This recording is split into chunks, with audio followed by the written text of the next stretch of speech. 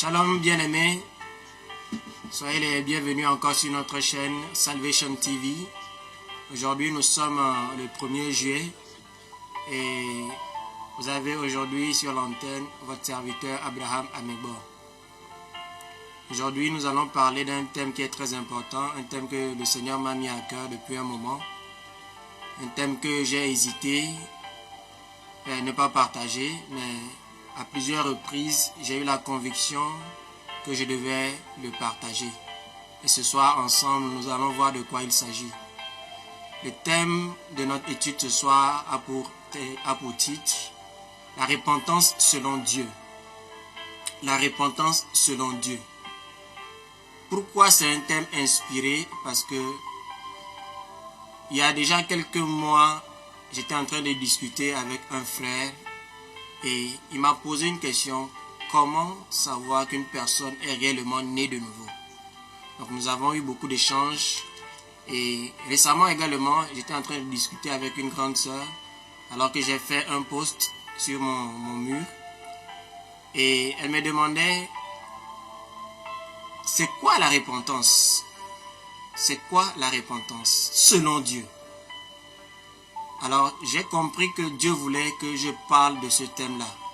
Et bien aimé, j'aimerais que ce soir encore nous nous disposons pour que nous puissions recevoir ce que le Seigneur veut nous communiquer encore ce soir.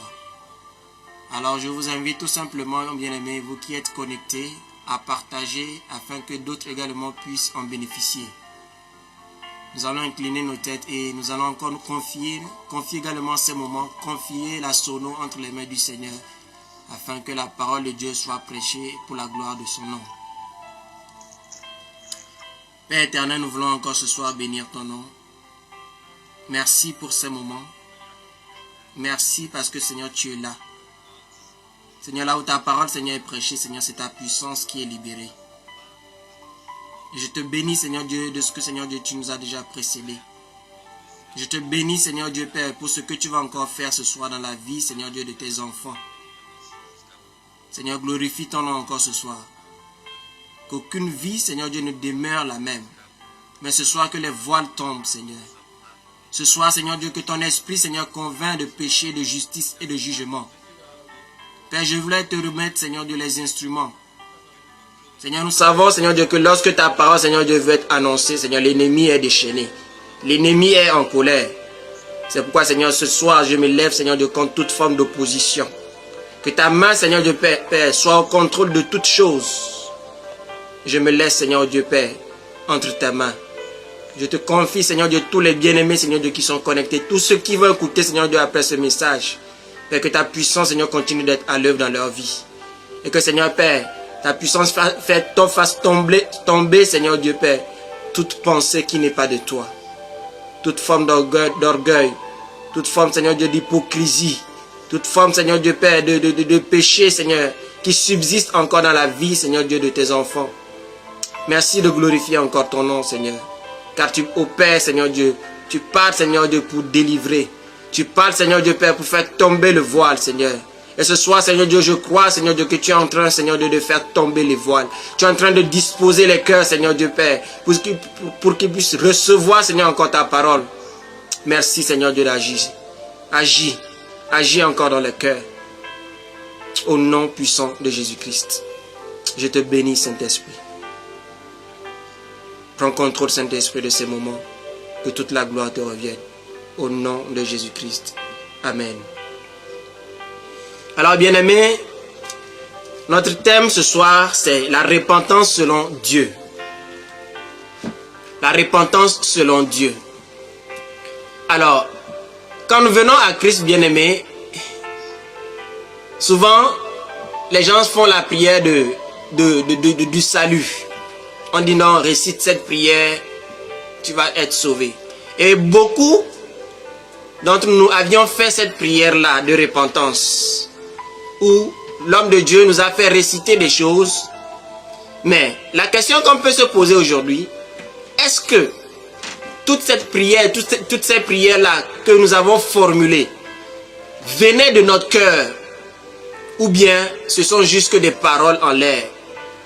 Est-ce que nous avons été réellement touchés par la parole de Dieu, pour ressentir ce besoin de Dieu, pour nous tourner véritablement vers lui, telle est la question qu'à la fin nous pourrons chacun de nous poser. Parce qu'il y a repentance dans repentance. Alléluia. Alors ce soir nous allons voir ce qu'est vraiment la repentance selon Dieu. Alléluia. Donc la repentance, bien aimé, est une condition indispensable au salut d'une personne. Mais qu'en est-il de la véritable repentance? Est-ce que la repentance, bien aimé, est le fait de ressentir une immense tristesse dans son cœur, tout simplement? Est-ce que la repentance est le fait également, bien aimé, de se morfondre, de pleurer? Parce que, bien aimé, nous pouvons remarquer, bien aimé, que beaucoup, quand on parle de repentance, ou bien dans une assemblée, les gens peuvent pleurer, peuvent gigoter de gauche à droite, peuvent sauter, peuvent s'écrouler par terre. Mais est-ce que c'est ça la véritable repentance? Parce que la véritable repentance, bien aimé, produit quelque chose dans la vie du chrétien, ou bien dans la vie de quelqu'un qui croit à la bonne nouvelle et qui est saisi par la grâce de Dieu. Alors ce soir, tout simplement, bien aimé, nous allons voir dans chacune de nos vies, moi le premier, si véritablement nous nous sommes repentis selon le modèle de Dieu. Alléluia. Est-ce que la repentance également est tout simplement une conviction de péché? Bien aimé, nous allons voir un passage dans 2 Corinthiens chapitre 7, le verset 10. Alléluia. 2 Corinthiens chapitre 7, verset 10. Il dit, en effet, la tristesse selon Dieu produit une repentance à salut dont on ne se repent jamais. Tandis que la tristesse du monde produit la mort. Alléluia.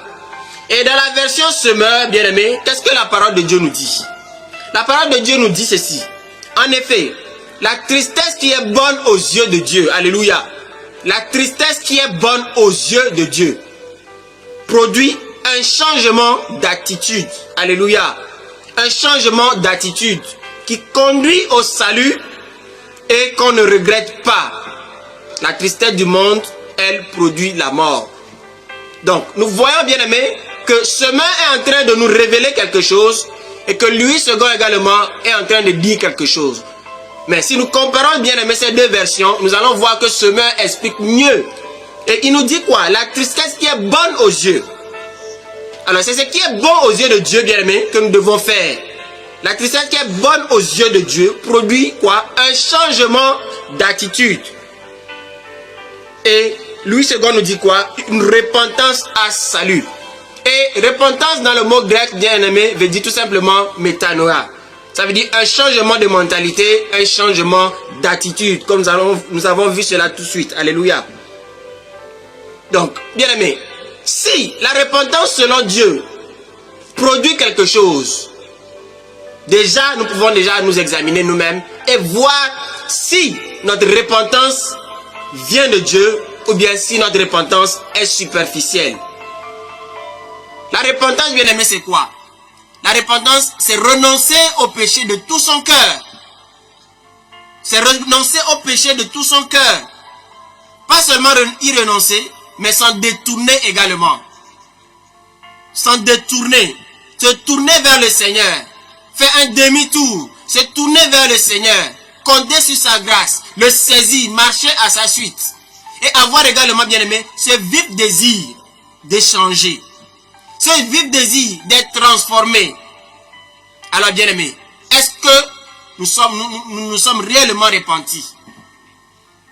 Parce que déjà, bien aimé, nous pouvons répondre à la question. Est-ce que je suis repenti selon Dieu? Ou bien je me suis repenti pour fuir seulement l'enfer? Parce qu'aujourd'hui, bien aimé, lorsqu'on prêche la bonne nouvelle et qu'on parle du jugement à venir, qu'on parle de l'enfer, bien aimé, subitement des fois, certains acceptent le Seigneur sur le champ sans pour autant saisir le cœur de Dieu. Parce que si seulement être sauvé, si seulement il faut prêcher pour que les gens fuient l'enfer, c'est trop facile. Mais Dieu a quelque chose de plus excellent. Alléluia. À nous communiquer. La communion avec le Seigneur. La communion avec le Seigneur. Alléluia. Donc, pardon, la repentance du monde produit la mort. Excusez-moi. Elle produit la mort. Regardez aujourd'hui, bien aimés, dans nos assemblées, qu'est-ce qui se passe? Il n'y a que des mascarades dans les assemblées. Les gens disent qu'ils sont chrétiens, qu'ils se sont repentis, qu'ils sont nés de nouveau. Mais bien aimé, ce que l'homme ne peut pas voir, Dieu, lui, il voit cela. Ce que le pasteur ne peut pas voir, Dieu voit cela. Rien n'est caché devant Dieu.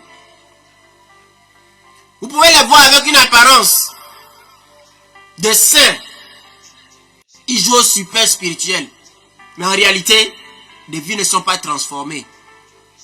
Bien aimé, je vous dis que Dieu m'a interpellé par rapport à ce thème-là depuis longtemps. Mais je ne voulais pas en parler. Je ne voulais pas faire sortir cela. Mais si ça revient, c'est que Dieu veut que je libère cela. Pas pour condamner, mais pour que l'église de Dieu bien-aimé se réveille. Parce qu'il ne sert à rien de dire qu'on est repenti alors que les vies ne sont pas transformées. Alors que les cœurs sont encore enchaînés. Ça ne sert à rien. Comment, bien-aimé, des gens peuvent se dire chrétiens et nés de nouveau, et dans l'église, dans le corps de Christ, il se passe des choses abominables. C'est les mêmes personnes qui sont les chantes. C'est les mêmes personnes qui font des coiffures bizarres. Bien aimé, si tu es réellement repenti, il y a des choses que tu dois changer dans ta vie. Il y a des choses que tu dois abandonner. Tu ne peux pas dire que tu es repenti et que tu gardes encore des choses dans ton cœur. Tu ne peux pas dire que tu es repenti et que tu n'aimes pas ton prochain. Tu ne peux pas dire que tu es repenti et tu mélanges les ténèbres à la lumière. Tu ne peux pas dire que tu es repenti et tu continues d'avoir toujours les mêmes attitudes. Tu ne peux pas dire que tu t'es repenti et continuer de coucher de gauche à droite. Comme celui qui n'a pas vu la lumière. Comme celui qui n'a rien reçu. Bien aimé. Et c'est là, ça se passe dans les assemblées. Ça veut dire qu'il y a un problème, bien aimé. On ne peut rien cacher devant Dieu. On ne peut rien lui cacher. C'est pourquoi, bien aimé, ce soir, chacun de nous doit s'examiner. Pour savoir s'il a vraiment tourné son cœur vers le Seigneur. Pour marcher à sa suite. Ou bien s'il a un pas dehors, un pas dedans. Et laissez-moi vous dire, bien aimé, soit tu as ton pas dedans, t'es pas dedans, soit tu ne l'as pas. Et bien aimé, on ne peut pas être chrétien non pratiquant. Soit tu es chrétien, soit tu ne l'es pas. Alors ce soir, bien aimé, Dieu nous interpelle tous à revoir, bien aimé, notre attitude, à revoir notre repentance. Alléluia. Chaque fois, nous avons des idées dans nos pensées. Et récemment, j'ai cherché sur le net le nombre de pensées qu'une personne peut avoir par jour. Et ce que j'ai pu noter, c'est que l'homme a 60 000 pensées par jour. Mais la question, bien aimé, qu'on peut se poser, est-ce que toutes ces pensées sont bonnes? Ce que j'ai découvert par la suite, c'est que 45 000 en sont mauvaises. Et bien aimé, nous pouvons ensemble confirmer qu'est-ce qui traverse nos pensées chaque jour. C'est vrai, nous réfléchissons. Mais est-ce que c'est toutes ces pensées-là qui sont bonnes? Est-ce que c'est toutes ces pensées-là qui sont bonnes? Regardez combien de fois l'ennemi est à notre suite pour nous noyer. Regardez chaque fois, lorsque nous sommes dans la distraction, l'ennemi vient nous souffler des choses dans notre esprit, dans notre cœur. Et si nous ne savons pas faire, bien aimé, nous les manifestons. Et tout ça, c'est des pensées du diable. Donc, bien aimé, la repentance, c'est un changement de mentalité, un changement d'attitude. Alors ce soir, est-ce que tu as changé d'attitude? Est-ce que tu as changé d'attitude quand tu as rencontré le Seigneur? Et si tu ne vois depuis longtemps, si tu ne vois pas de changement, depuis que tu as connu le Seigneur, ça veut dire qu'il y a un problème. Parce que la Bible nous dit, bien aimé, selon la version Semeur, que la repentance, bien aimé, alléluia, la tristesse qui est bonne aux yeux de Dieu, c'est un changement, pour Dieu, un changement d'attitude. Donc c'est le fruit de notre repentance. C'est notre témoignage, bien aimé, envers Dieu. Alors, si nous refusons également de changer d'attitude, allons-nous dire, ou bien allons-nous prétendre, bien aimé, que nous nous sommes repentis? La réponse est tout simplement devant nous, bien aimé. La tristesse selon Dieu produit un changement d'attitude. C'est ça la repentance. Alors si jusqu'à présent, bien aimé, tu ne vois aucun changement, pose-toi tout simplement les bonnes questions. Arrêtons de faire semblant de jouer au saint, de jouer au spirituel devant les hommes, alors que nous savons, bien aimé, nous-mêmes ce que nous sommes. Alors que nous savons, bien aimé, que Dieu nous regarde tel que nous sommes. Et un jour, je disais ici, bien aimé, que nous pouvons porter des chaussettes trouées dans des chaussures fermées. Nous-mêmes, nous savons, mais les autres ne peuvent pas savoir. Regardons-nous, bien aimés, comme Dieu nous voit. Ne faisons pas semblant et laissons Dieu tout simplement nous transformer. Alléluia. La tristesse selon Dieu, bien aimé, est une tristesse qui nous fait réaliser notre offense. Qui nous fait réaliser, voir le péché, bien aimé, dans lequel nous sommes. Bien aimé. Alors, bien aimé, cette tristesse-là, elle produit en nous quoi? Une conversion véritable. Une conversion véritable.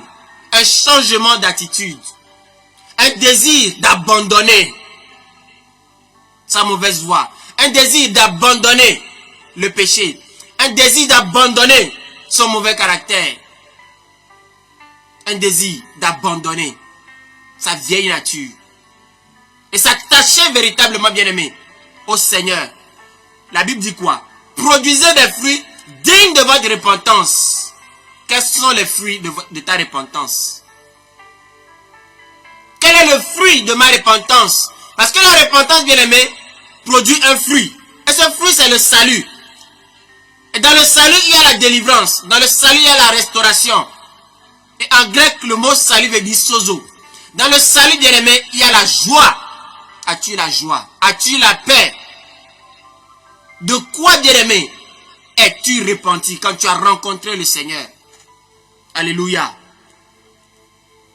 Et cette repentance, bien aimé, elle est sincère et délivre, bien aimé, l'âme du péché. Alléluia. La tristesse, selon Dieu, produit une repentance à salut. Produit un changement d'attitude. Alléluia. Nous allons voir, bien aimé, Romains chapitre 8. Lisons Romains chapitre 8. Versets 8 à 9. Je lis au nom de Jésus. Or, ceux qui vivent selon la chair ne sauraient plaire à Dieu. Pour vous, vous ne vivez pas selon la chair, mais selon l'esprit. Si du moins l'esprit de Dieu habite en vous. Si quelqu'un n'a pas l'Esprit de Dieu, l'Esprit de Christ, il ne lui appartient pas.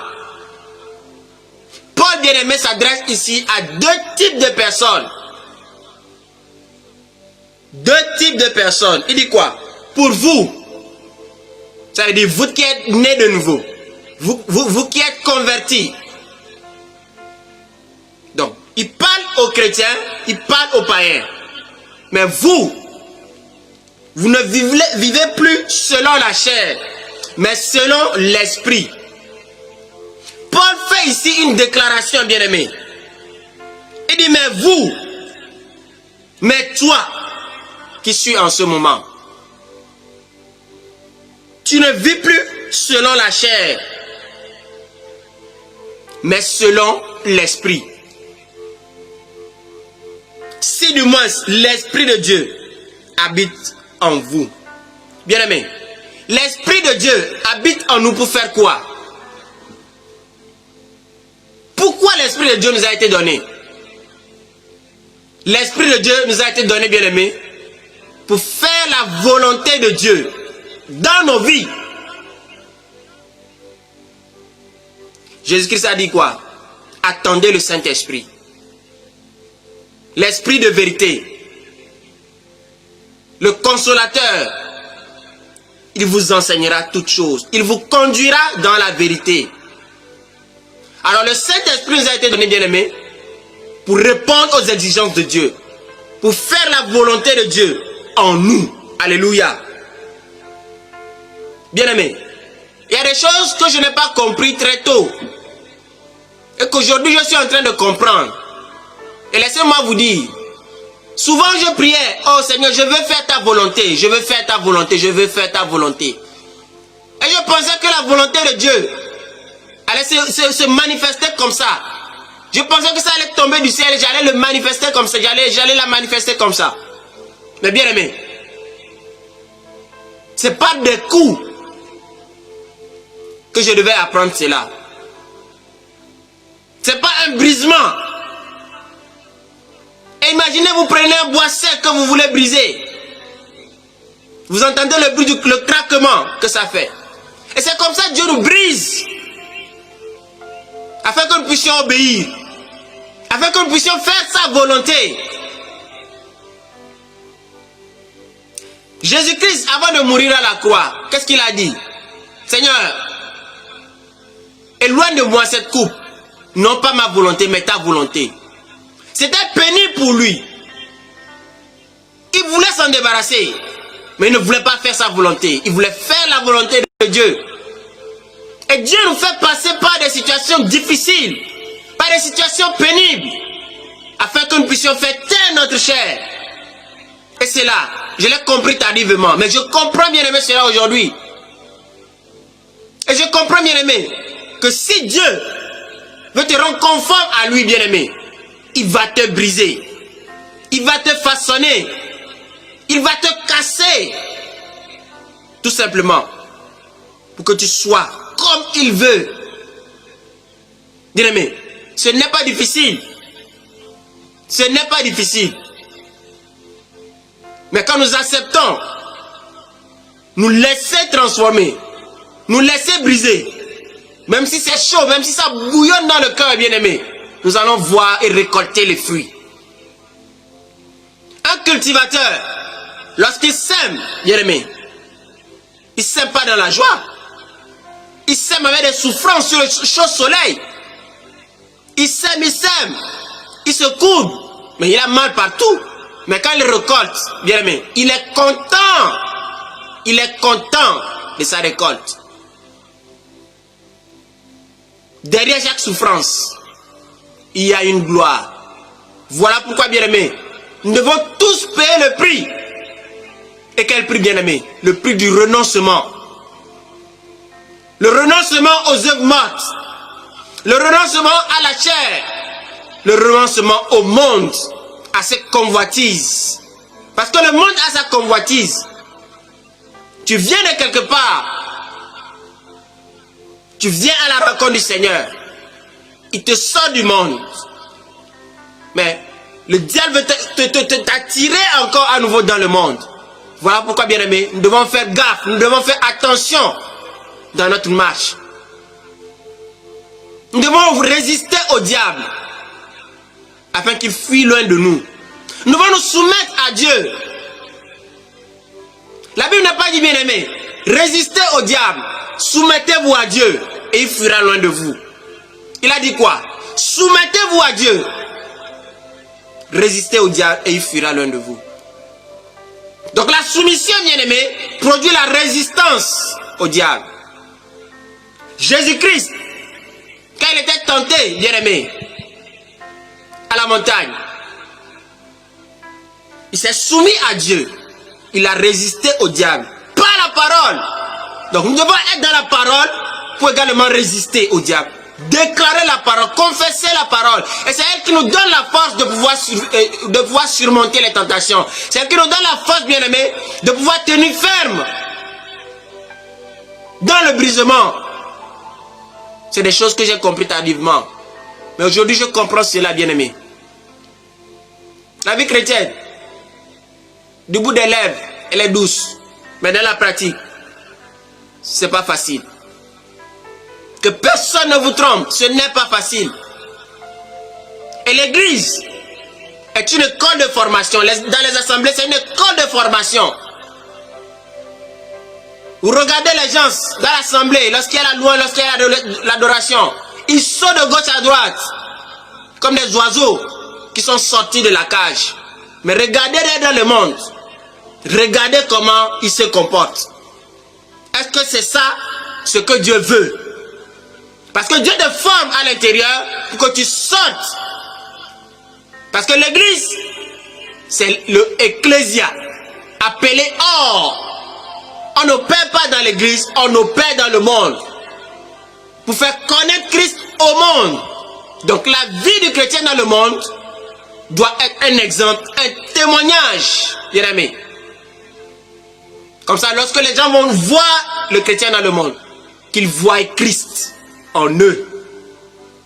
Que les païens voient Christ dans notre vie, dans notre façon de parler, dans notre façon de voir, dans notre façon de penser. Que les gens, les païens, voient Christ en nous. Alléluia. C'est ce que, bien-aimé, Dieu attend de nous. Ton patron te dit quelque chose, tu boudes. Mais tu te dis chrétien. C'est toi qu'on connaît comme chrétien. Est-ce que c'est ça le témoignage? Dieu te brise que tu puisses manifester sa gloire. Pour que tu puisses, bien-aimé, lui ressembler en toutes choses. Jésus-Christ, la Bible nous dit qu'il a été tenté en toutes choses, mais il n'a point cédé. Alors, je n'ai pas d'excuse de céder devant quelconque tentation. Et Seigneur, je te demande pardon pour toutes les fois où j'ai cédé à toute forme de tentation. Je refuse maintenant au nom de Jésus. Et que ce soit ton cas dans le nom de Jésus. Parce que Dieu te donne la capacité d'y résister. Ne dis pas que non, je suis trop faible. Non. La Bible dit quoi? Ma grâce te suffit. Car ta puissance, car ma puissance s'accomplit dans ta faiblesse. Alors, lorsque nous sommes en face des adversités, levons les yeux vers le ciel. Regardons à Jésus-Christ. Regardons à Jésus-Christ et déclarons des paroles pour être boostés dans la foi, pour tenir ferme et résister au diable. Et alors que nous sommes en train de lui résister, bien-aimé, il va chercher à fuir. Et c'est là où nous aurons gagné. C'est là où nous aurons gagné. Mais il va chercher encore le moment favorable. Alors que tu seras dans la distraction pour venir te séduire. Mais c'est à toi, bien-aimé, d'être éveillé pour ne pas tomber. Parce que le diable, bien-aimé, ne lâche pas comme ça. Regardez combien de fois il a tenté Jésus-Christ. Alors qu'il venait de sortir de son jeûne. 3 fois. Et peut-être toi, ça ne sera pas 3 fois. Parce que le diable, bien-aimé, il connaît ton point faible. Il sait par où t'avoir. Mais tu peux lui résister par la parole. Tu peux lui résister par la parole. Alors ce soir, tout simplement, bien-aimé, regarde à Jésus-Christ. Regardons ensemble à Jésus-Christ. Et soyons fortifiés, bien-aimés. Alléluia. Alléluia. Le verset 14, bien-aimé, dit quoi? Car tous ceux qui sont conduits par l'Esprit de Dieu sont fils de Dieu. Tous ceux qui sont conduits par l'Esprit de Dieu sont fils de Dieu. Jésus-Christ viendra rechercher son épouse. Et le monde attend la révélation des fils de Dieu, pas des enfants de Dieu. Alors je répète encore ce soir, bien-aimés, que nous devons quitter cette étape d'enfant. Cette étape de lait, où chaque fois maman donne. Maman donne, maman donne, maman donne. Non, il faut que le bébé grandisse et qu'il aille lui-même à la recherche de la parole, à la recherche de la nourriture, qu'il mette cela lui-même dans la bouche, qu'il mange, qu'il rumine. Nous devons quitter cette étape de bébé et grandir, bien-aimé, dans notre marche. On ne peut rien confier, rien déléguer à un enfant. Mais c'est les fils, bien-aimés, qui reçoivent. C'est les fils qui héritent.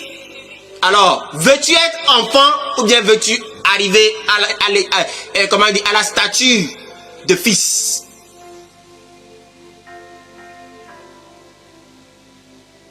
Veux-tu être enfant ou veux-tu être fils?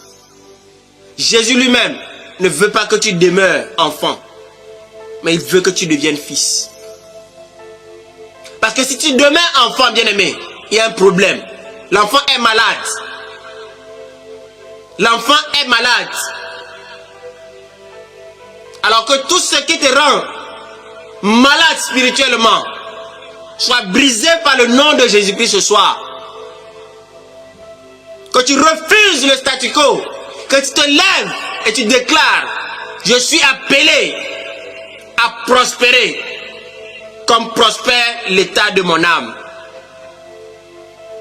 Je suis appelé à grandir. Alléluia.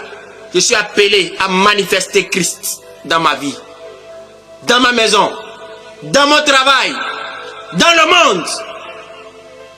Allez impacter le monde. Nous devons impacter le monde. Alléluia. Merci Seigneur de nous faire comprendre cela aujourd'hui. Alléluia. Jean 14 va dire quoi? Jean 1 va dire quoi? À tous ceux qui l'ont reçu, à tous ceux qui croient en son nom, elle leur a donné le pouvoir de devenir enfants de Dieu, lesquels sont nés. Alors, un enfant de Dieu bien-aimé, ce n'est pas quelqu'un qui ne pêche pas. Un enfant de Dieu peut tomber dans le péché.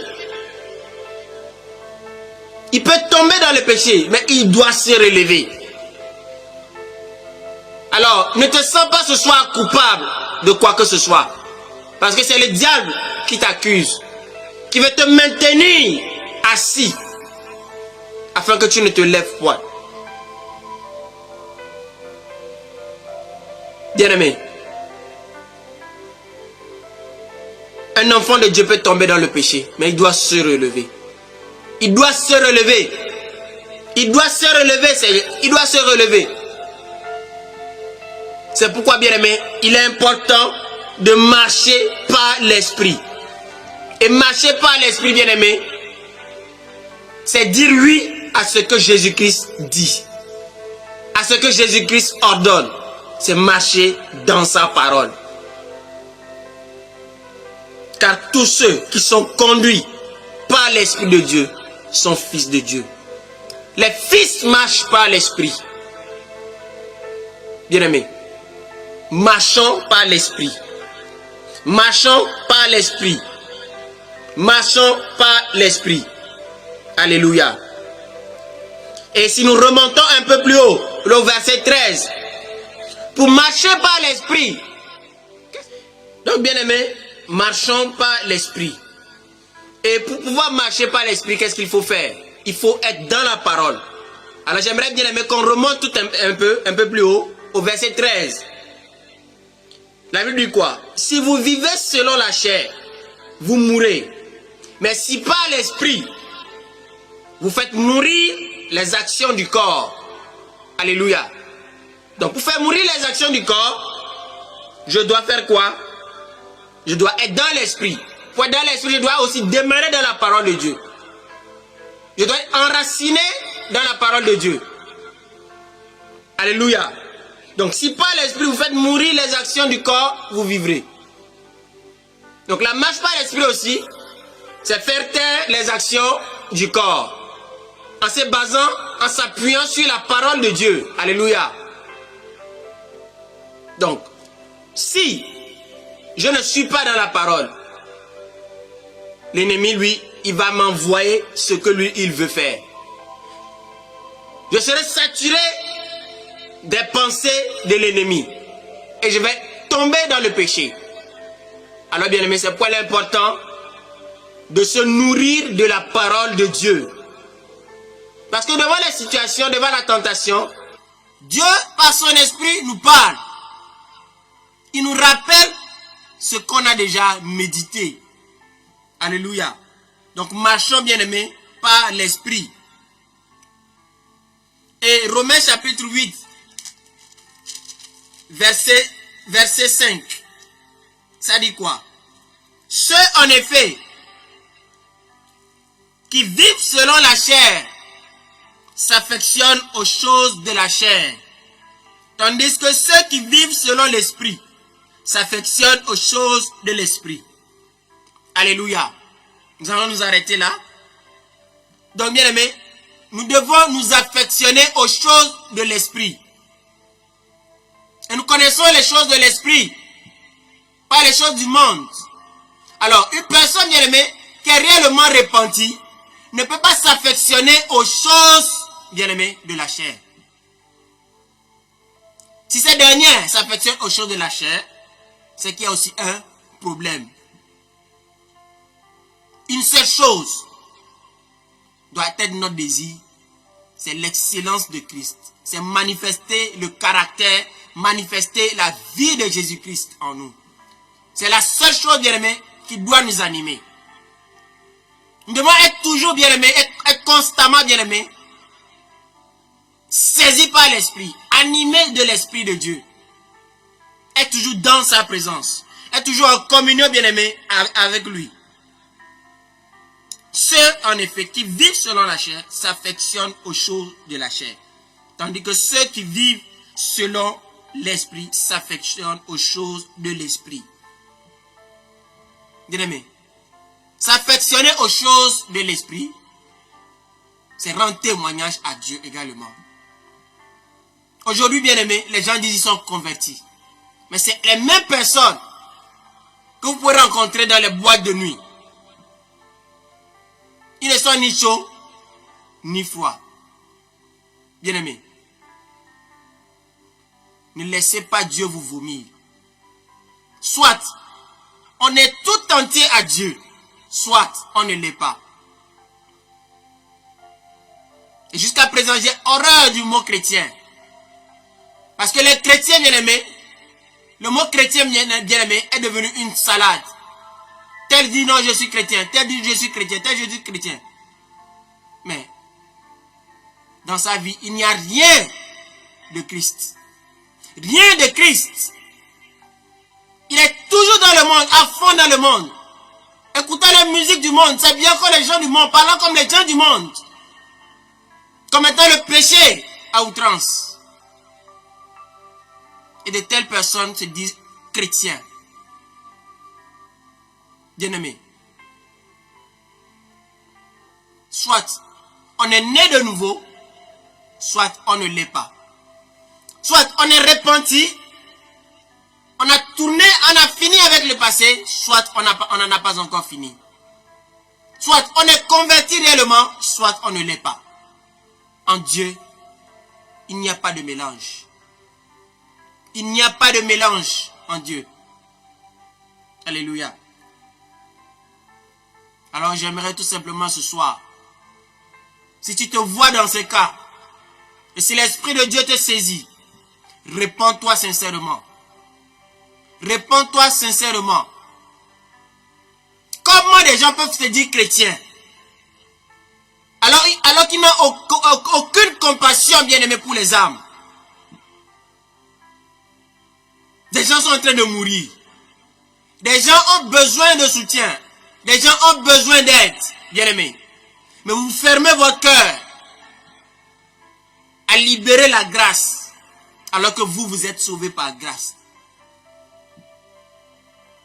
Bien-aimé, Dieu ne nous sauve pas pour que nous puissions faire autre chose. C'est pour accomplir son œuvre. Pour accomplir son œuvre. Soit on marche avec Dieu, soit on ne marche pas avec Dieu. Bien-aimé, arrêtons de faire des semblants. Arrêtons de paraître saints au monde, devant les gens. Mais laissons-nous transformer. Dieu nous voit tel que nous sommes. Dieu nous voit tel que nous sommes.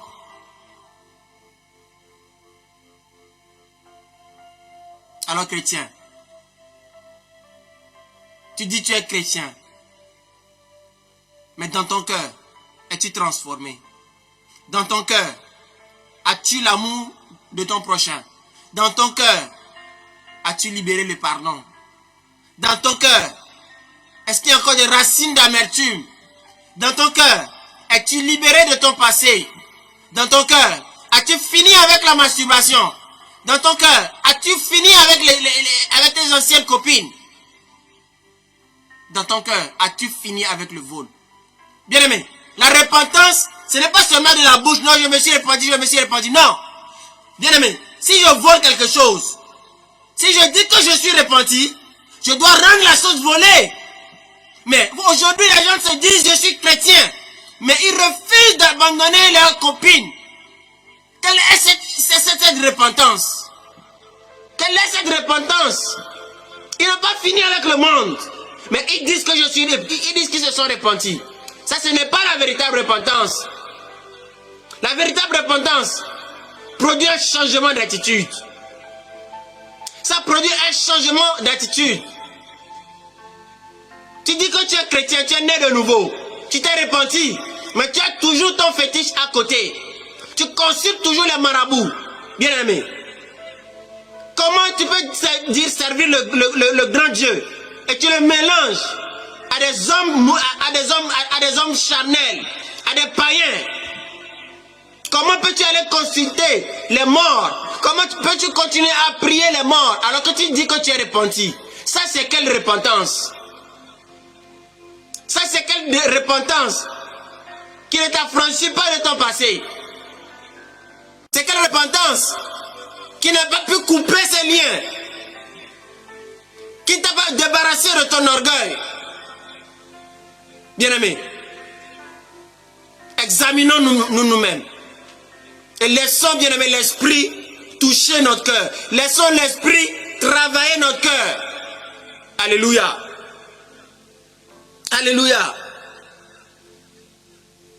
Alors, ce soir, nous allons voir quelques étapes pour parler d'une vraie repentance.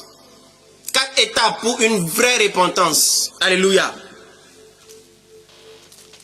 Nous allons voir, bien aimé, Ésaïe, chapitre 6.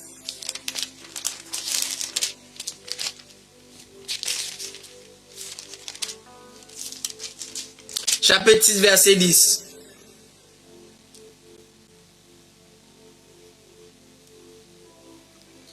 Je lis la parole de Dieu. Rends insensible le cœur de ce peuple. Alléluia.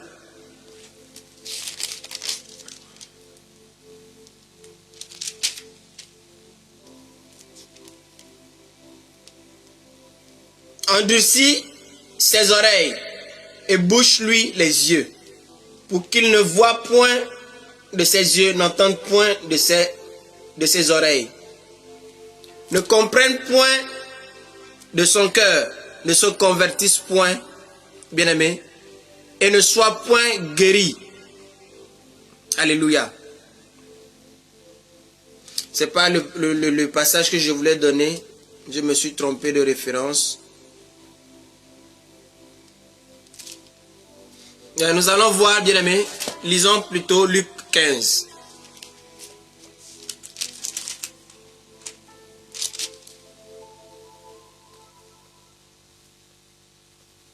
Luc 15. Dans Luc 15, bien aimé, la parole nous parle, bien aimé, du fils prodige. Le fils prodigue. Il s'est rebellé. Il a quitté le domicile de son père. Mais la Bible nous dit quoi? Nous allons sauter, nous allons aller au verset 17. Étant rentré en lui-même, 4 étapes pour vivre une vraie repentance. Alléluia. Peut-être nous allons en voir plus aussi.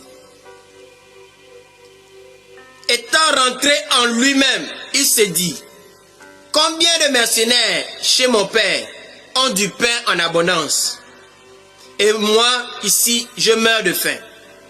Je me lèverai, j'irai vers mon père, je lui dirai, mon père, j'ai péché contre le ciel et contre toi.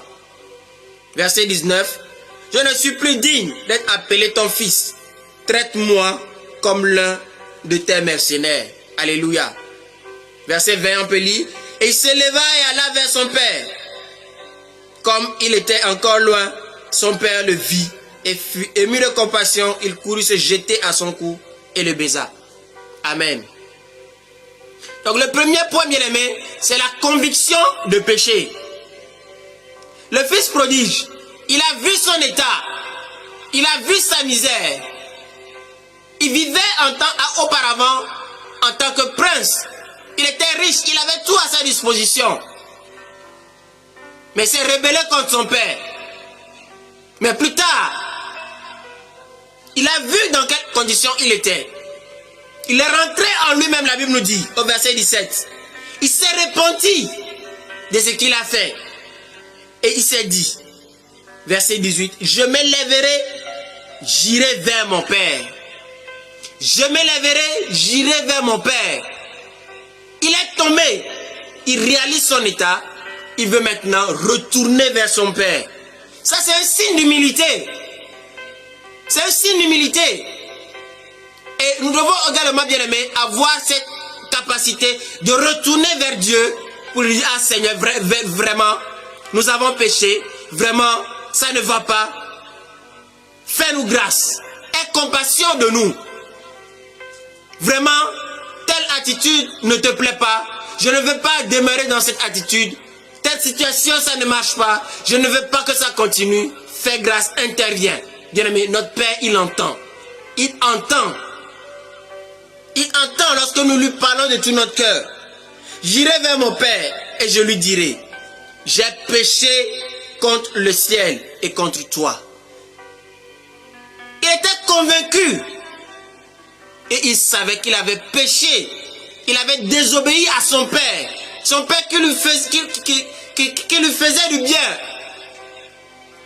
Il lui a désobéi. Il a fait à sa tête. Bien-aimés, nous devons être animés, bien-aimés, de cela.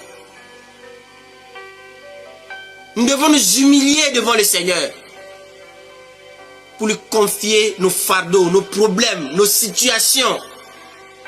Lui seul, bien-aimé, peut nous aider. Lui seul peut nous aider. Donc la première, le premier point, la conviction de péché. La conviction de péché. Alors, il faut également en être conscient. Parce que beaucoup ne s'en rendent pas compte. Ils ne s'en rendent pas compte qu'ils ont péché. Alors ce soir, que le Saint-Esprit te révèle ton péché et que tu ailles devant le Père pour te réconcilier avec lui. Il a les bras ouverts. Et en ce moment, le Saint-Esprit est en train d'indexer ton péché. Et tu le sais. Ne le cache pas. Dieu veut tout simplement ton bien. Il veut te guérir. Il veut te libérer. Il veut te libérer. Alléluia. Alléluia. Et le deuxième point, bien-aimé, c'est la confession. La confession. Dans ce passage, nous sommes avec Zachée. Zachée, ce collecteur d'impôts. Qu'est-ce qui va se passer? Verset 6. Je lis à partir du verset 5. Lorsque Jésus fut arrivé à cet endroit, alléluia, à Jéricho, il leva les yeux et lui dit, Zachée, hâte-toi de descendre, car il faut que je demeure aujourd'hui dans ta maison. Zachée s'est hâta de descendre et le reçut avec joie.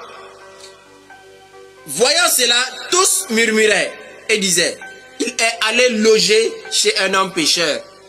Mais Zachée, écoutez bien, mais Zachée, se tenant debout devant le Seigneur, lui dit, voici Seigneur, je donne aux pauvres la moitié de mes biens.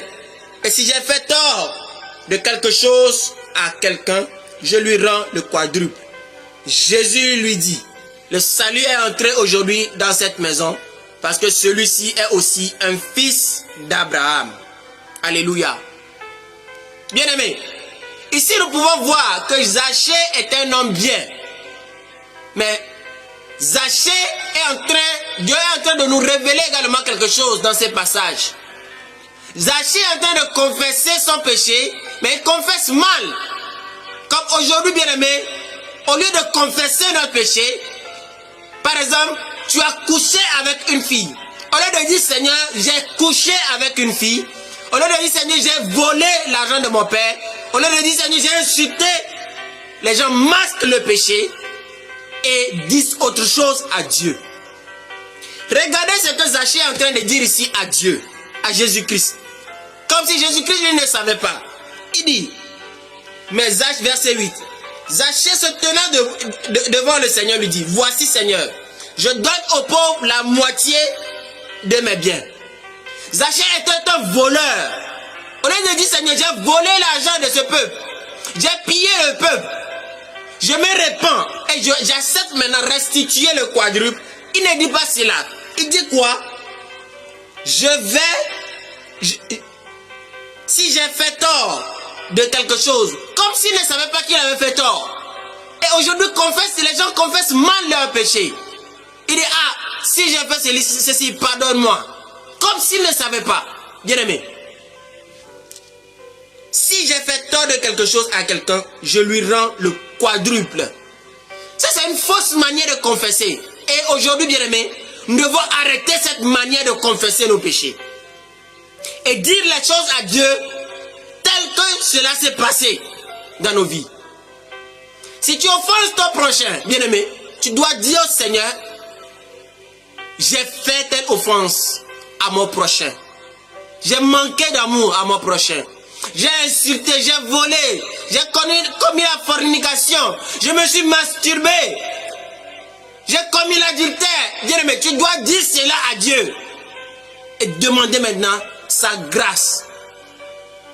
Je sors avec la femme de quelqu'un et si tu te répands, bien-aimé, tu dois abandonner cette femme-là. C'est ça aussi la repentance. Tu dois dire à cette femme, retourne auprès de ton mari parce que je t'ai volé.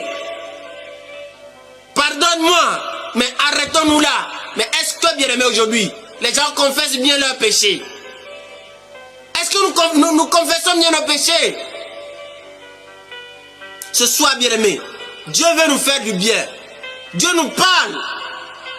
Dieu nous parle, bien-aimé. Arrêtons les mauvaises confessions. Alléluia. Arrêtons les mauvaises confessions. Et le verset 9, Jésus va lui dire, le salut est entré aujourd'hui dans cette maison. C'est vrai, il a été restauré, mais il a mal confessé son péché. Et ce que le Seigneur veut encore nous montrer ici, c'est c'est que nous devons bien confesser nos péchés. Alléluia. La confession. Le premier point, c'est la conviction de péché. Le deuxième point, la confession. La bonne, je vais préciser même la bonne confession. Alléluia. Alléluia. Le verset, nous allons lire Ésaïe, chapitre 46, verset 6. Ésaïe 46, verset 6. Alléluia. Je lis.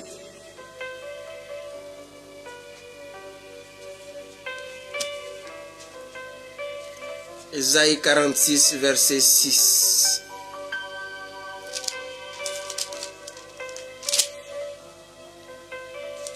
Est-ce que c'est la bonne...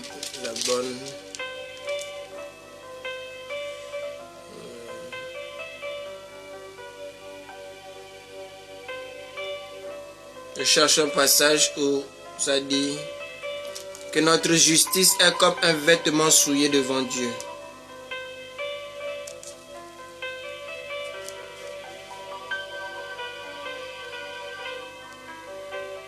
Alléluia.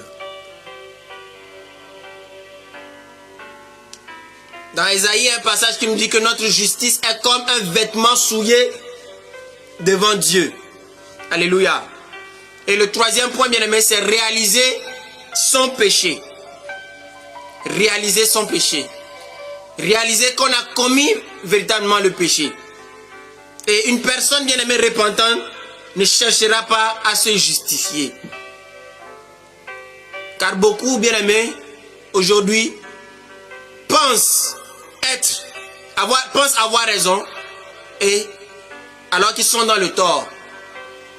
Ils cherchent toujours à se justifier. Ils pensent toujours avoir raison. Et bien aimé, ces raisonnements doivent tomber. Ces raisonnements doivent tomber. Nous devons être conscients du tort qu'on a commis à l'autre. C'est ça aussi, bien aimé, la repentance. Alléluia. Ésaïe 54.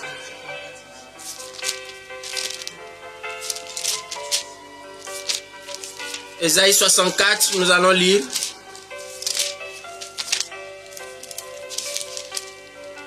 Au lieu d'Ésaïe 46, c'est Ésaïe 64. Ésaïe 64, verset 6, je lis la parole de Dieu. Amen.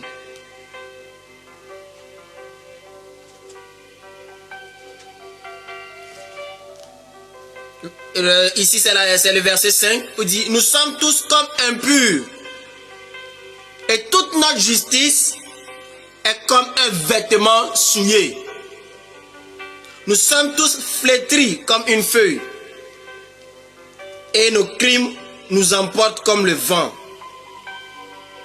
Mais ce qui m'intéresse ici, c'est que la parole de Dieu nous dit que toute notre justice est comme un vêtement souillé. Alors nous avons besoin que Dieu nous purifie.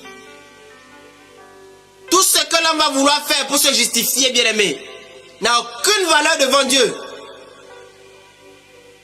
Voilà pourquoi, bien aimé, nous devons réaliser la souillure dans laquelle nous sommes, la saleté dans laquelle nous sommes, afin, bien aimé, de nous repentir véritablement. Alléluia. Donc, une personne repentante n'excuse pas ses fautes. Il réalise son état, réalise son péché et demande pardon. Demande la grâce de Dieu dans sa vie. Alléluia. Le prochain point, la prochaine étape, c'est quoi? C'est l'abandon du mal. L'abandon du mal. Et dans la repentance, bien aimé, celui qui se repent, j'ai dit quoi tout de suite? Celui qui se repent doit rendre la chose volée. Il doit se détourner de ces mauvaises voies également. Alléluia. Excusez, il fait chaud. Nous n'avons pas le choix. Il fait chaud. Et nous allons lire un passage dans Actes. Actes chapitre 8. Actes chapitre 8. Verset 3. Actes chapitre 8, verset 3. Je lis au nom de Jésus.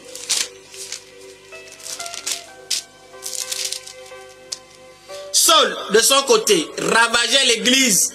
Pénétrant dans les maisons, il en arrachait hommes et femmes et les faisait jeter en prison. Je viens de dire tout de suite l'abandon du mal. Nous connaissons tous Paul. Avant qu'il ne soit Paul, il était Saul, Saul de Tarse. Nous savons comment il persécutait l'église de Dieu. Nous savons comment il capturait les gens, les assassinait, les jetait en prison. Mais quand il a rencontré le Seigneur bien-aimé, qu'est-ce qui s'est passé dans sa vie? Qu'est-ce qui s'est passé dans sa vie? Regardons maintenant 1 Timothée chapitre 13. 1 Timothée chapitre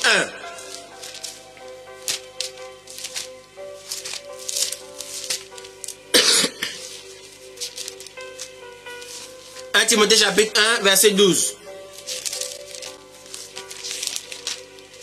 Je lis la parole.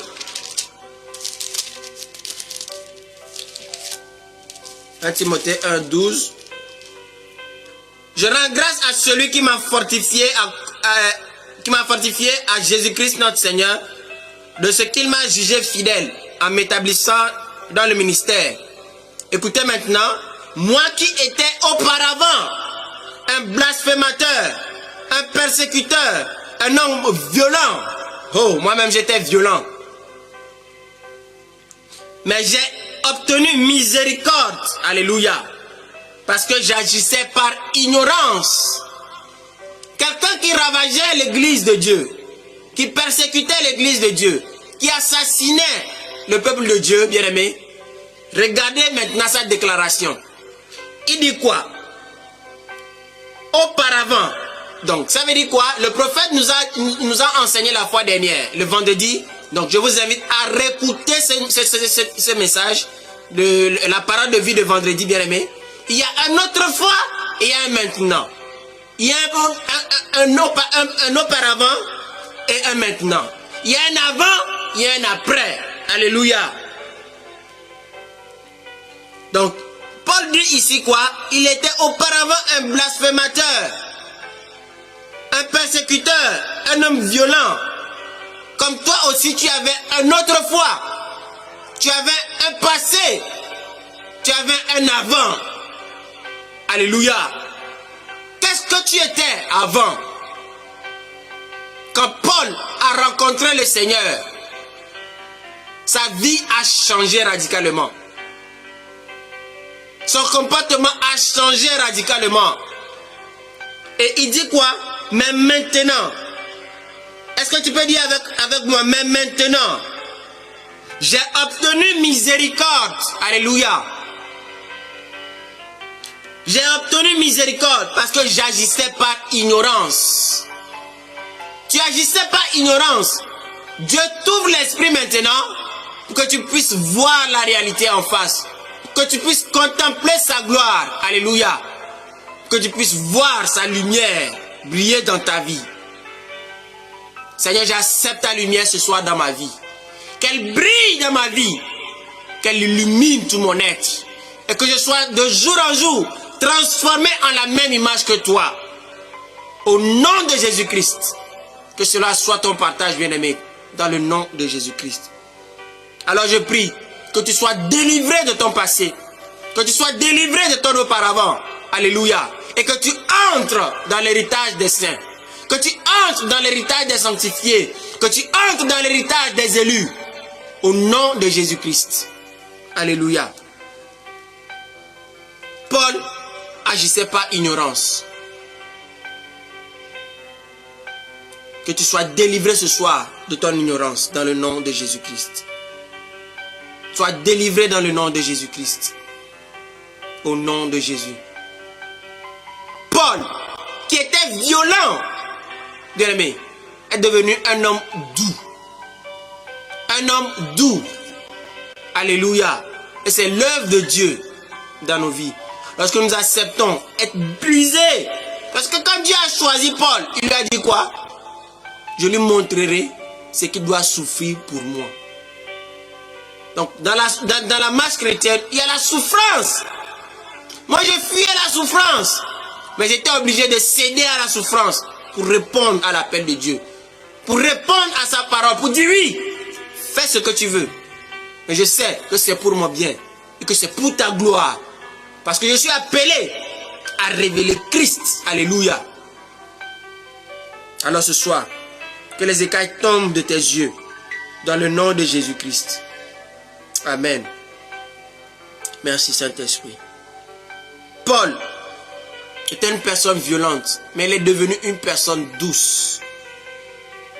Alors le deuxième point, le prochain point, c'est le changement de comportement. Au début, nous avons vu quoi? Que la repentance veut dire un changement de comportement. Une personne repentante, bien-aimée, doit réaliser son besoin de Dieu. Son besoin de Dieu pour guérir son cœur, pour le purifier, pour le restaurer complètement. Alléluia. Sans la restauration de Dieu, bien-aimé, rien ne pourra se passer. C'est Dieu qui étend sa main sur nous, sur nos vies, pour nous toucher, pour nous guérir. Alors ce soir, je vais faire confiance encore à la main de Dieu qui agit dans ma vie. Je vais faire ce soir à la main de Dieu qui agit dans ta vie. Pour te toucher. Pour te libérer de tout joug, de tout poids, de tout fardeau. Au nom de Jésus-Christ. Sois délivré maintenant. Sois délivré maintenant. Sois délivré maintenant. Reçois la paix. Reçois la joie. La joie que tu attendais tant. Reçois maintenant. Reçois la paix. Reçois la paix. Au nom de Jésus. Au nom de Jésus. Alors bien-aimé, celui qui veut changer de comportement, il doit manifester cette envie de vouloir changer. Et qu'est-ce que cette personne va faire, bien-aimé? Cette personne va s'approcher, bien-aimé, d'un frère ou bien d'une sœur, ou bien aller se confier même à son pasteur pour demander de l'aide, pour demander des conseils, pour demander à ce qu'on le soutienne dans la prière. Si ça ne va pas, il va se confesser. Il va se confier. Oh, pasteur, ou bien si tu as confiance à un frère qui ne parle pas beaucoup, parce que les gens parlent beaucoup aussi aujourd'hui dans l'église de Dieu. Des chrétiens pis, ils parlent beaucoup. Tu dis quelque chose à un chrétien, demain tu vas entendre cela à gauche. Ou bien un fidèle vient se confier à toi, la personne va vouloir entendre ce que la personne t'a dit. Mais où sommes-nous, bien-aimés? Il n'y a même plus de secret. On doit raconter la vie des gens comme ça. Ou bien si un frère fait quelque chose, est-ce qu'on est obligé, bien-aimé, de le dire sur les toits? Chrétiens, arrêtons de beaucoup parler. Arrêtons de murmurer. Parce que ça ne vient pas de Dieu. Ça ne vient pas de Dieu. Ça crée des divisions dans le corps de Christ. Que ce soit, Dieu nous en délivre. Au nom de Jésus. Alors bien aimé, celui qui veut se repentir, veut changer de comportement, veut changer d'attitude, doit se rapprocher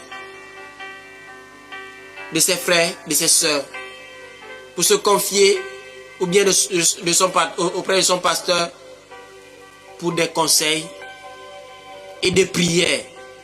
Qu'on le soutienne dans la prière. C'est ça aussi l'amour. C'est ça aussi la confiance en son frère, en sa sœur. Mais le problème que nous avons aujourd'hui, on n'a plus confiance en nos frères, en nos sœurs. Comme je viens de le dire, les chrétiens parlent beaucoup. Un frère vient se confier à toi, lui raconte te raconte ses difficultés. Au lieu de mettre cela en prière, tu mets cela sur les toits pour que tout le monde sache. Mais laisse-moi te dire que tu auras ta récompense. Parce que Dieu ne l'a pas envoyé vers toi pour que tu fasses sa publicité. Parce que toi également, tu peux tomber dans le même cas. Toi également, tu peux avoir un problème. Mais mets-toi à sa place. La Bible dit quoi? Tout ce que vous voulez que les hommes fassent pour vous, faites-le de même pour eux. Alors, avant d'agir, pose-toi les bonnes questions. Si c'était moi, qu'est-ce que j'allais faire? Qu'est-ce qui allait se passer, bien-aimé? Et Dieu, par son esprit, va déposer une parole dans nos cœurs, dans notre cœur. Il va déposer une parole dans notre cœur. Et c'est cette parole-là qui va coordonner nos actes et nos paroles. Alléluia. Alléluia. Jacques chapitre 5. Jacques chapitre 5,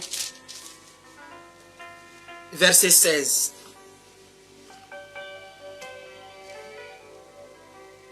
La Bible dit quoi? Confessez donc vos péchés les uns aux autres et priez. Priez les uns pour les autres afin que vous soyez guéris. Je ne vous envoie pas vers n'importe qui pour aller vous confesser. Confiez-vous à un frère sûr, à une soeur sûre, ou bien allez vers votre pasteur. Exposez-vous. Mais ce qu'il va faire, c'est prier pour vous.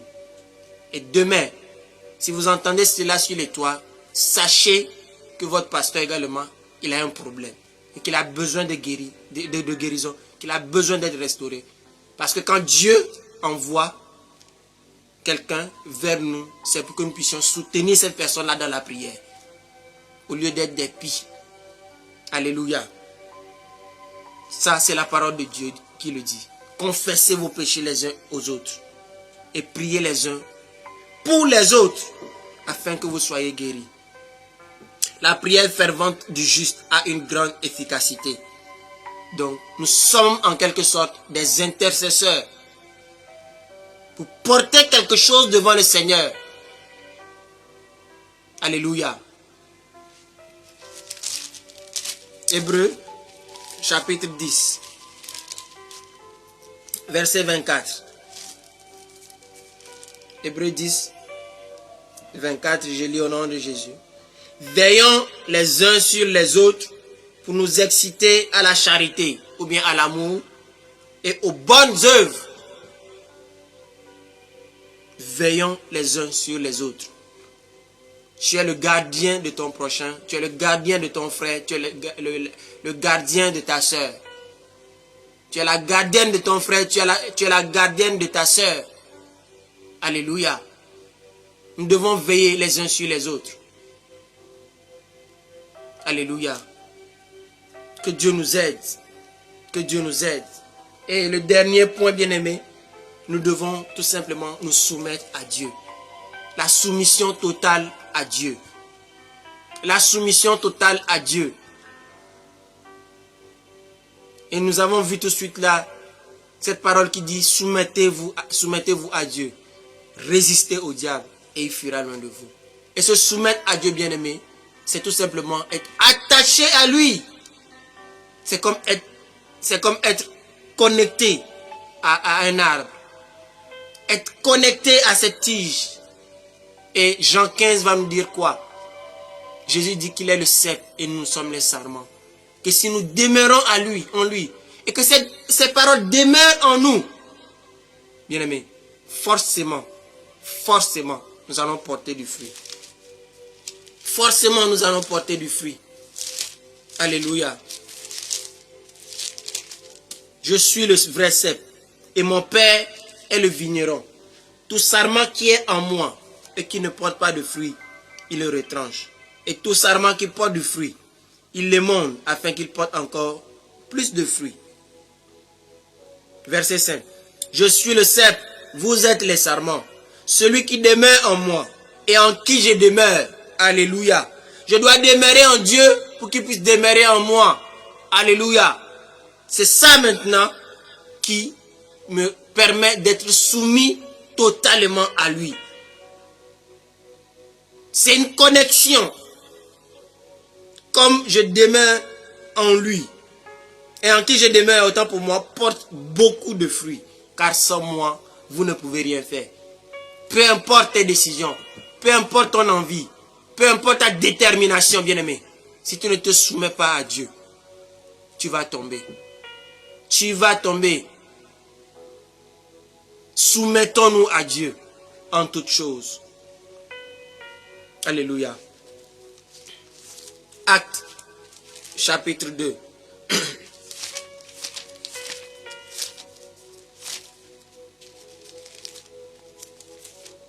Actes, chapitre 2, verset 38.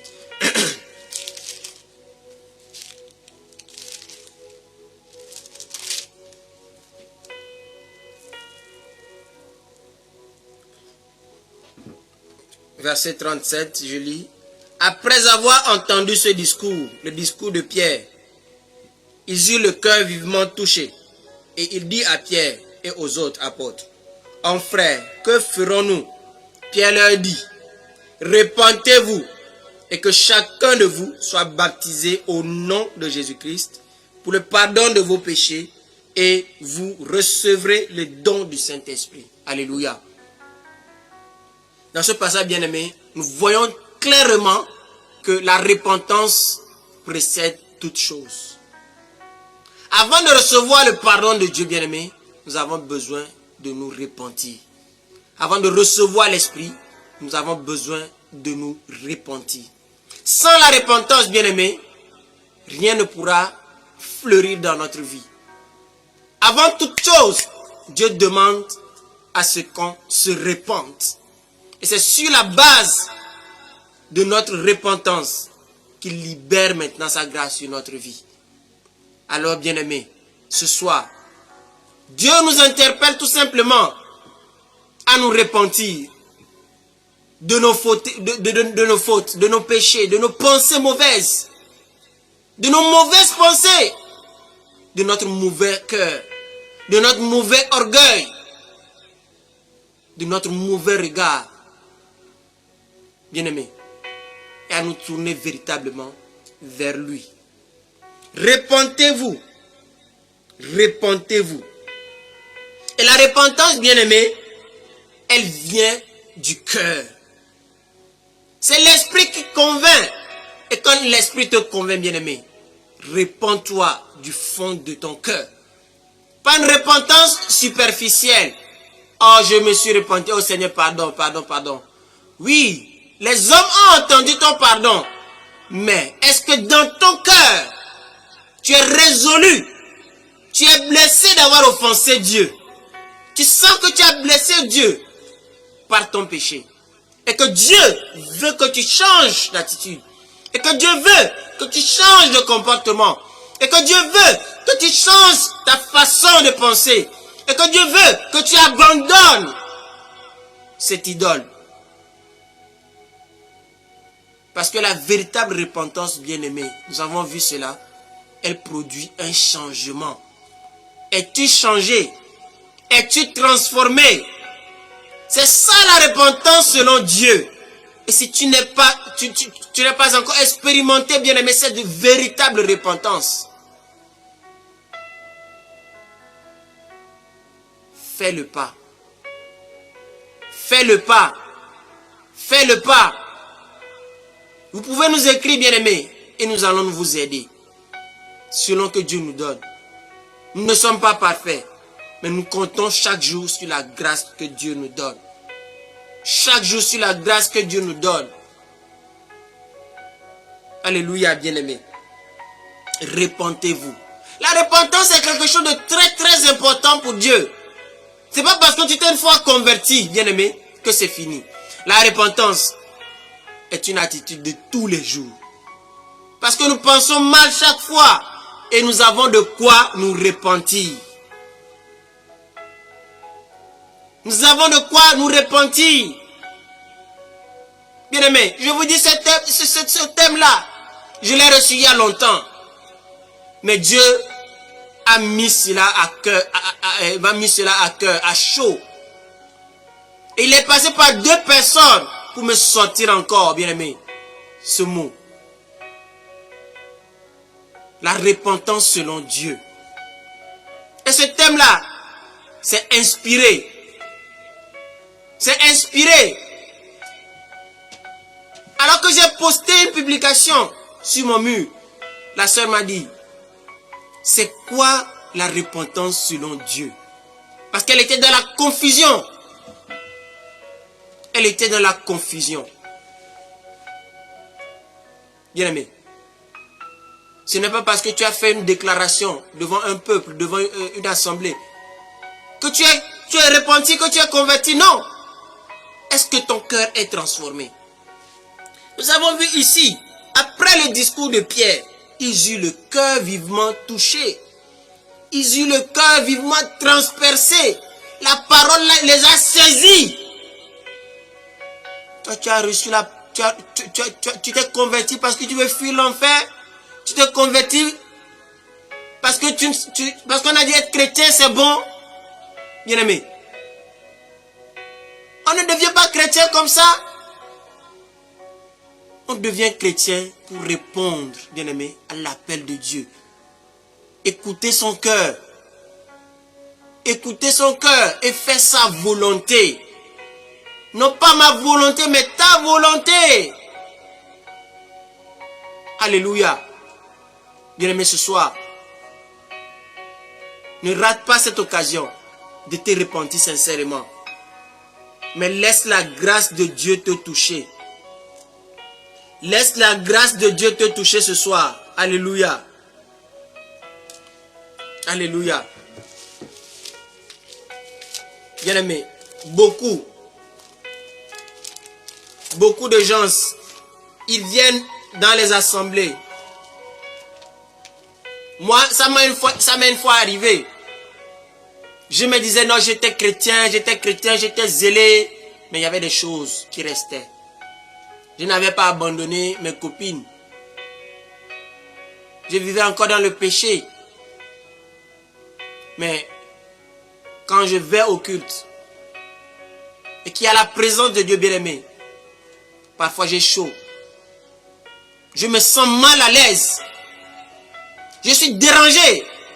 Parce que je sais qu'il y a quelque chose qui ne va pas. Je sais qu'il y a quelque chose qui ne va pas.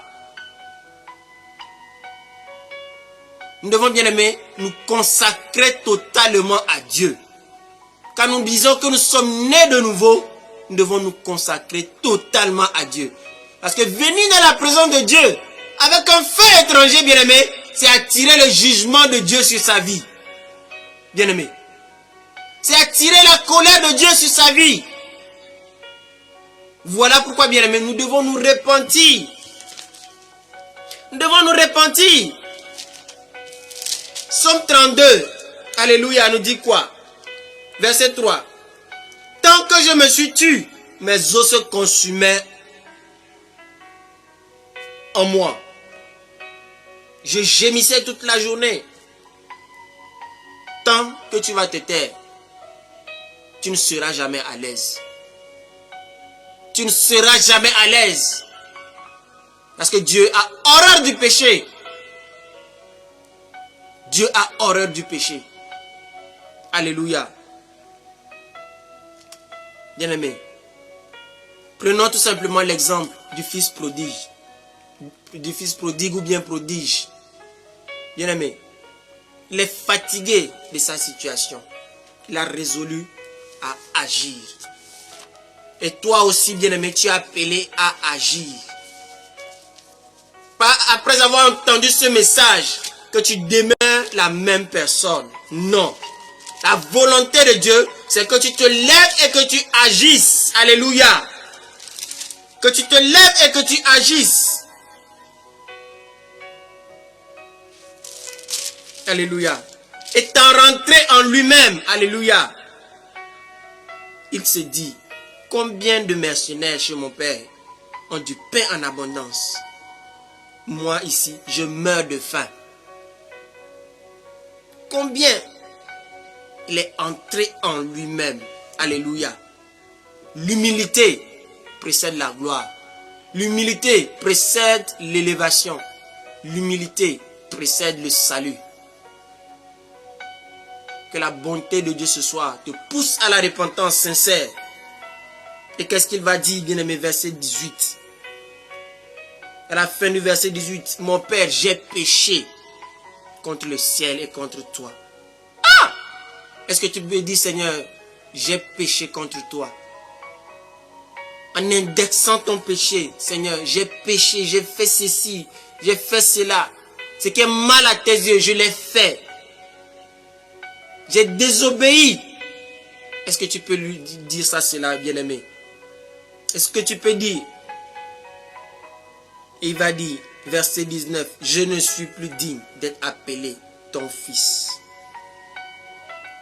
Traite-moi comme l'un de tes mercenaires. Il se soumet. Il se soumet, il se livre. Père, fais de moi ce que tu veux. Parce que je t'ai désobéi. Mais le Père, par amour, l'a accueilli les bras ouverts. L'a revêtu de son plus beau manteau. Voilà comment Jésus-Christ bien-aimé attend ceux qui veulent se repentir d'un cœur sincère. Il les attend tout simplement les bras ouverts. Il veut les revêtir de sa gloire, de sa sainteté. Il veut nous donner ce vêtement blanc. Il veut nous donner sa sainteté, bien-aimé. Est-ce que tu veux recevoir cela? Est-ce que tu veux recevoir cela, bien-aimé? Nous allons voir un dernier passage dans Matthieu. Matthieu chapitre 12. Matthieu chapitre 12, verset 9.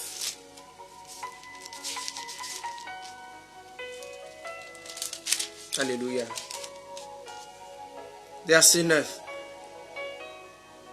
Ce passage nous parle de l'homme qui a la main sèche. Je vais lire du verset 9 au verset 13. Étant parti de là, Jésus entra dans la synagogue et voici, il s'y trouvait un homme qui avait la main sèche. Il demandait à Jésus, est-il permis de faire une guérison le jour du sabbat? C'était afin de pouvoir l'accuser. Il a répondu, lequel d'entre vous, s'il n'a qu'une brebis et qu'elle tombe dans une fosse le jour du sabbat, ne la saisira pour l'en retirer? Combien un homme ne vaut-il pas plus qu'une brebis? Il est donc permis de faire du bien les jours de sabbat. Alors il dit à l'homme, étends ta main. Il l'étendit et elle devint saine comme l'autre. Alléluia. L'homme a la main sèche. La compassion et l'amour de Dieu l'ont saisi. Alléluia. Jésus voulait guérir cet homme qui avait cette main sèche. Mais qu'est-ce qui va se passer? Jésus lui pose une question. Jésus lui pose une question. Alléluia. Verset 13. Alors il dit à l'homme, étends ta main. Étends ta main. Alors que tu te dis non, je n'ai plus d'espoir. Jésus-Christ est en train de dire en ce moment, confie-moi cette situation. Laisse-moi prendre contrôle. Mais est-ce que tu le crois? Comme il a dit à Marthe, ne t'ai-je pas dit, si tu crois, tu verras la gloire de Dieu. Alors Seigneur, ce soir, nous voulons croire encore en ta puissance et en ta capacité. Et nous voulons recevoir de toi. Seigneur, je déclare que je reçois de toi cette puissance. Seigneur, je déclare, Seigneur Dieu, que quelqu'un est en train, Seigneur Dieu, d'étendre sa main. Je déclare, Seigneur Dieu, que quelqu'un est en train, Seigneur, d'ouvrir son cœur à recevoir, Seigneur Dieu, sa grâce, à recevoir sa guérison, à recevoir sa bénédiction, à recevoir sa restauration, à recevoir sa délivrance, à recevoir, Seigneur, de son enfant, au nom de Jésus-Christ. Alors que tu es en train de disposer ton cœur, tu reçois.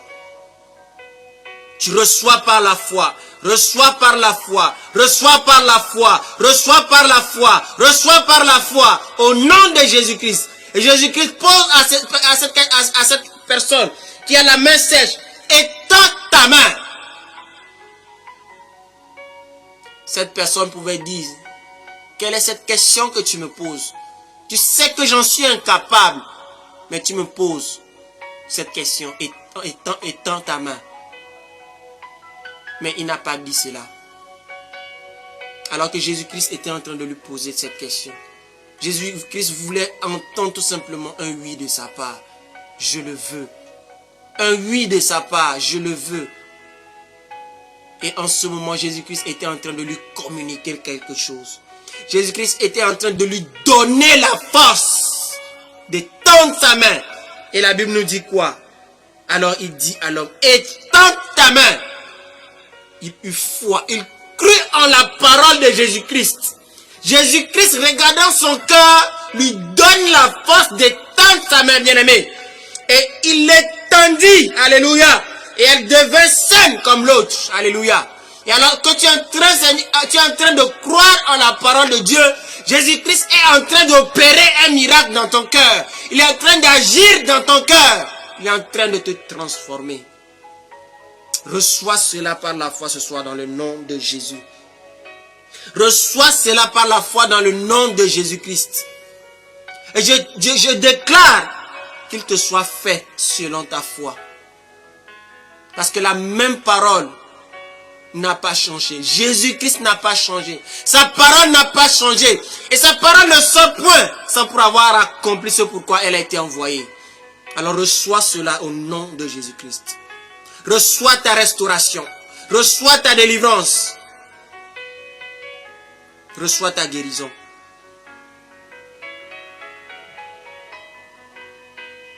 Que ton cœur ce soir se tourne véritablement vers le Seigneur.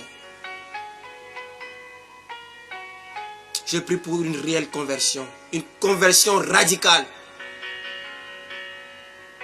Que tu quittes ta situation. Que tu quittes là où tu es assis. Que tu te lèves. Que tu regardes à l'amour de Dieu pour toi. Qui veut maintenant te repositionner. Qui veut maintenant te restaurer. Qui veut maintenant te guérir. Guérir ton âme. Saint-Esprit, merci d'agir. Merci de toucher ces cœurs sensibles. Merci de toucher ces cœurs disposés. Accomplis ton œuvre. Agis maintenant. Saint-Esprit, agis. Saint-Esprit, guérit. Saint-Esprit, libère. Saint-Esprit, soulage. Que tu penses les plaies des cœurs brisés. Au nom de Jésus. Au nom de Jésus. Père, je prie maintenant pour quelqu'un, Seigneur, qui est abattu par son péché. Et qui, Seigneur Dieu Père, est accusé par l'ennemi. Père, je prie maintenant que tu le libères de cette pensée, Seigneur. Qu'il saisisse maintenant la grâce, Seigneur Dieu, qui est libérée, Seigneur. Qu'il reçoive, Seigneur Dieu, ton pardon, Seigneur, dans le nom de Jésus-Christ. Merci, Saint-Esprit. Merci, Saint-Esprit. Et alors que cet homme, à la main sèche, étendit la main, il reçoit sa guérison. Il fut guéri. Il fut guéri. Il fut guéri. Alors ce soir, alors que tu es en train de croire à la parole de Dieu, tu reçois maintenant ta guérison. Tu reçois maintenant ta délivrance. Tu reçois maintenant ta restauration. Au nom de Jésus. Ce soir, Dieu veut nous faire du bien. Ce soir, il veut encore ton cœur. Ne dis pas que c'est fini. Ne dis pas, il n'y a plus d'espoir. Rien ne peut subsister devant Dieu. Il te sera fait selon ta foi. Il est le Dieu de l'impossible. Il est le Dieu de l'impossible. Il est le Dieu de l'impossible. Alors regarde-le ce soir comme celui qui agit. Il dit, je suis celui qui te guérit. Je suis celui qui te libère. Je suis celui qui te sauve. Je suis celui qui te libère. Je suis celui qui te délivre.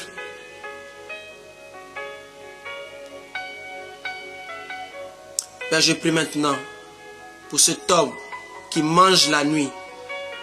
Je prie maintenant, Seigneur, que tu brises. Je brise maintenant dans le nom de Jésus cette forme de sorcellerie dans sa vie, dans le nom de Jésus. Je brise toute malédiction, Seigneur, sur sa vie, au nom de Jésus. Au nom de Jésus. Au nom de Jésus. Au nom de Jésus. Seigneur, il veut, Seigneur, s'en débarrasser. Mais Seigneur, c'est toi qui le feras. Merci parce que tu le fais maintenant. Merci Seigneur parce que Seigneur Dieu, maintenant tu lui donnes un sommeil doux, un sommeil léger. Un sommeil léger. Il ne mangera plus la nuit. Il ne mangera plus la nuit. Il ne mangera plus la nuit avec d'autres personnes. C'est fini. Je déclare la fin, Seigneur, de cette communion au nom de Jésus. Merci Seigneur. Merci Seigneur. Merci Seigneur.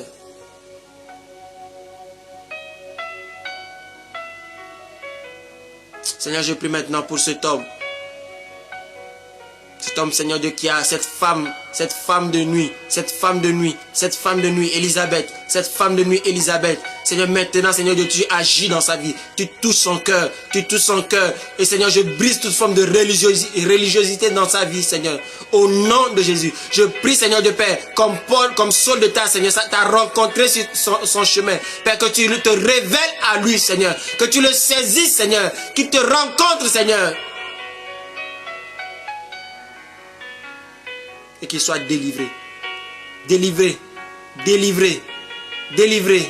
et guéri même de sa maladie, dans le nom de Jésus.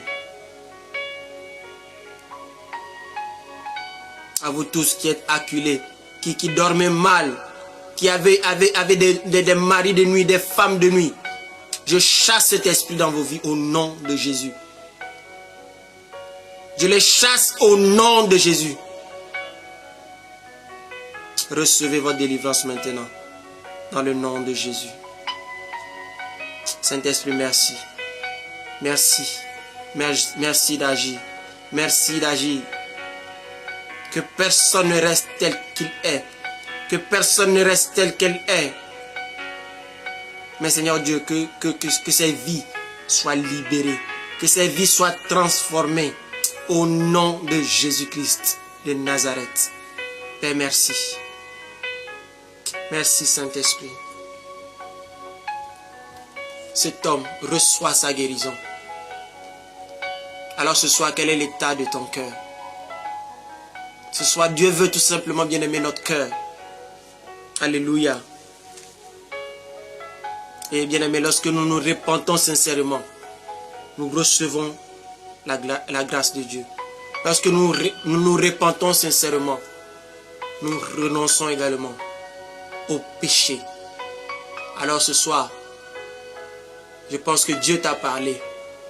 Saisis cette grâce ce soir et tu verras ta vie transformée. Seigneur, merci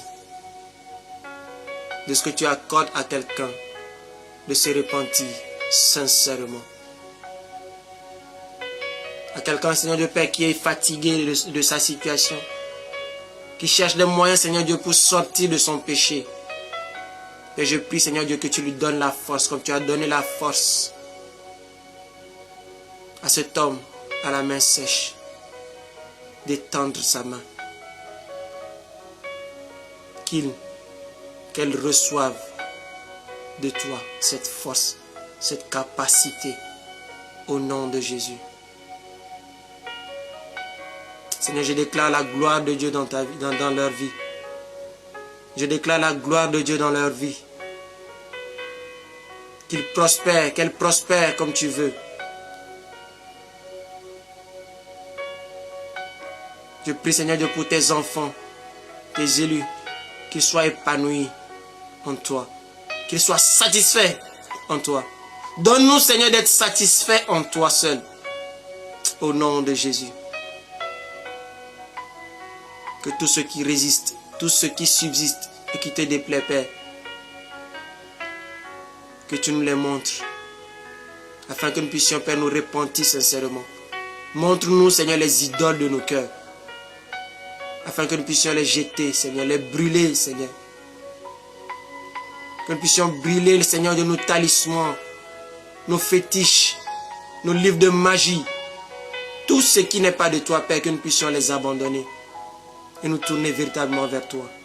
Merci parce que, Seigneur Dieu, tu le fais maintenant dans la vie de quelqu'un. Je te bénis, je te loue. Que toi seul, tu sois glorifié. Au nom de Jésus. Au nom de Jésus. Au nom de Jésus. Amen. Alors, bien-aimés, nous sommes arrivés à la fin de notre étude, la repentance selon Dieu. Et je crois que tu as été béni par ce message, que la grâce de Dieu repose sur ta vie. Cette nuit, fais tout simplement cette prière. Seigneur, je veux tout simplement te connaître tel que tu es.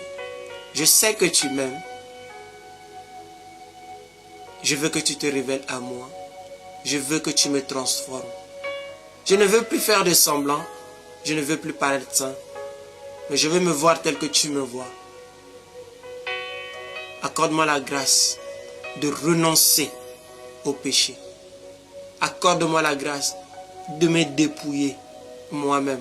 Accorde-moi la grâce de supporter la souffrance. Accorde-moi la grâce de me tourner véritablement vers toi. Bien-aimé, si tu fais cette prière de tout ton cœur, je ne dis pas de réciter. Prie selon que l'Esprit de Dieu te donne. Dieu va agir par son Esprit. Il est fidèle, il est juste. Alors, bien-aimé, nous allons nous retrouver le vendredi pour l'étude avec le prophète Désiré Yimga. Partagez les messages, bien-aimés, pour bénir également d'autres vies. Soyez connectés, bien-aimés. Nous ne voulons pas, Seigneur, nous ne voulons pas, comment dirais-je, plaire à quelqu'un, mais nous voulons répondre à la parole de Dieu, répondre à l'appel de Dieu. Nous ne sommes rien, mais nous voulons que l'évangile soit répandu, que les gens entendent l'évangile. Parce que ce n'est pas ces messages qui sont prêchés dans les assemblées. Les gens voilent, cachent la vérité. Mais Dieu nous appelle pour répandre la vérité dehors. Ceux qui sont sincères accepteront la parole et seront délivrés complètement. Alors si tu es de cette personne-là, qui veut véritablement être transformée, tu es au bon endroit, tu as la bonne parole. Pas une parole diluée, même si ça choque, bien-aimé, je n'ai que faire.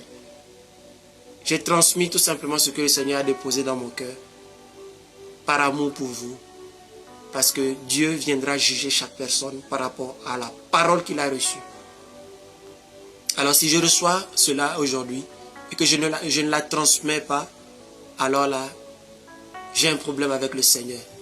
Mais aujourd'hui, je suis dans la joie, je suis dans la paix de ce que cette parole a été libérée et de ce que Dieu va continuer à agir dans vos cœurs, dans nos cœurs pour sa gloire. Et vous qui avez également cette disposition de cœur d'être transformé, je sais que Dieu est en train de le faire par son esprit. Il y a certains parmi vous qui seront libérés, qui seront délivrés au travers de ce message, et la gloire revient tout simplement à notre Seigneur Yeshua Mashiach. Alors, bien-aimés, je vous souhaite une bonne fin de soirée, une bonne journée pour ceux qui sont au loin. Que la gloire de Dieu soit votre partage au nom de Jésus-Christ. Amen. Shalom.